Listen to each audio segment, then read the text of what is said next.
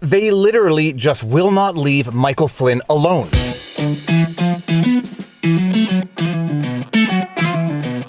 Viva Frei, Montreal litigator turned YouTuber, and I was going to take today off. I was a little too tired to vlog, but then I read an article about Michael Flynn, took a double shot of espresso, hit the treadmill, and now I'm doing a vlog. Now, I am not going to refer to them as a deep state or any form of sinister cabal, although I may be thinking it to myself, but they will just not let Michael Flynn go. The latest news about Michael Flynn coming out of the Washington Post. Army reviewing investigation into Michael Flynn's dealings with Russia, foreign firm. The Defense Department's internal watchdog has concluded a long-delayed investigation into Michael Flynn, defense officials said Friday, sending its findings to the Army in a case that could bring tens of thousands of dollars in financial penalties for President Donald Trump's first national security advisor. Long-delayed investigation. That's right. After the Mueller investigation, after the years of the Michael Flynn judicial saga, which I covered extensively on this channel, now the Army is reviewing its investigation to determine if there were violations of the Emoluments Clause. The investigation focuses on Flynn's acceptance of money from Russia and Turkish interests before joining the Trump administration, a potential violation of the Constitution's Emolument Clause. With few exceptions, U.S. officials, including retired service members like Flynn, are prohibited from accepting money or gifts from foreign governments. Flynn retired from the Army as a 3-star general in 2014. The Inspector General's investigation, opened in April 2017, was put on hold for more than 3 years amid a broader scandal that included a criminal investigation of Flynn by the Justice Department,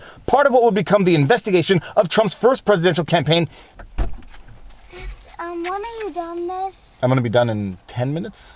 Why, what do you want? I want to go biking. I will be done in time to go biking.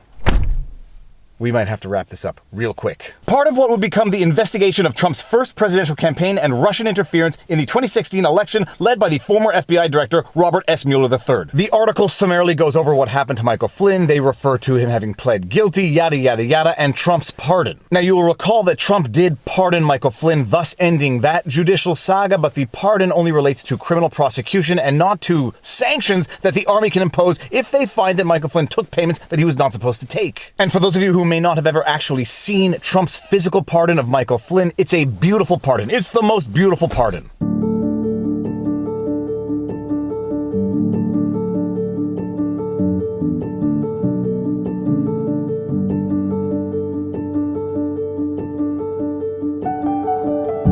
The only problem is that it is a pardon for criminal prosecution and does not relate to other potential sanctions that can be imposed, such as civil lawsuits or Army sanctions for improper behavior. And for those of you who may not recall, the payments at issue here are the payments that Michael Flynn received from Turkey and Russia. They were payments for which he apparently did file the FARA filings, the Foreign Agent Registration Act filings, under his former counsel in the...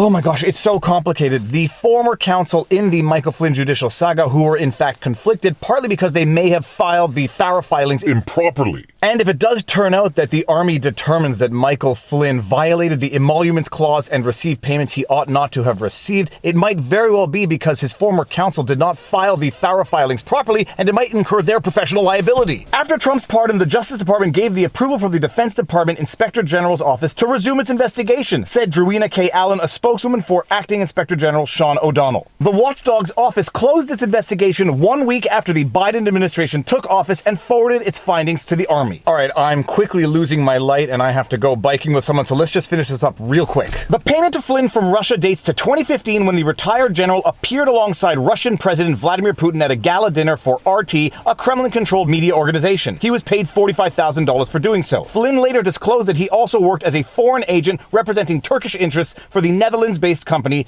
Innovo BV, which paid his company Flynn Intel Group $530,000 in 2016. In 2017, a lawyer representing Flynn at the time, Robert Kellner, said that the general had communicated with the Defense Intelligence Agency before and after his trip to Russia and argued that Flynn met the requirements to accept foreign money. Military officials confirmed in a letter to Congress that year that Flynn had done so, stating, though, that they had no record of him seeking permission. And what could be the penalties that Michael Flynn might suffer if the Army does determine that he was in violation of the emoluments clause. He could be ordered to repay to the government monies he received through his pension that he received during the time where he also received payments from these foreign entities. Defense Department guidelines warn that it, quote, may pursue debt collection if a retired service member does not secure approval to accept foreign payments before doing so. Collection due to an emoluments violation is capped at no more than what an individual made in retirement pay during a period of unauthorized employment. Flynn, whose retirement pay is more than $10,000 per month, worked for Innovo for 3 months. Alright, so it is not the end of the world in terms of exposure, but my goodness, I don't know who Michael Flynn peed off in this non-deep state cabal, but he clearly upset someone to the point where they will just not let him live in peace. An investigation that started in 2017 was put on hold for more than 3 years, reopened after the pardon, and they closed their investigation 1 week after Biden took office. Now, I'm not saying that the military is highly politicized, but it certainly looks like it is, to the point where